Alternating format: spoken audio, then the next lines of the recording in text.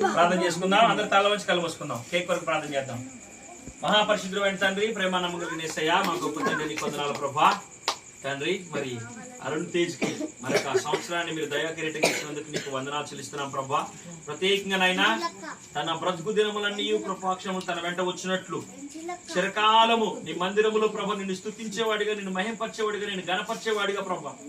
నాయన దావీదు ప్రభా ఏ విధంగా నాయన 10 తంతుల సితారాను వాయించాడు ప్రభా నీ సన్నిధిలో, ఆ రీతిగా నీ కుమారుడుగా ప్రభా నిన్ను మహింపరచడానికి చిన్నప్పటి నుంచి అట్టి జ్ఞానాన్ని నీ బిడ్డకు దయచేయమడుచున్నాం తండ్రి. నీకు వందనాలు.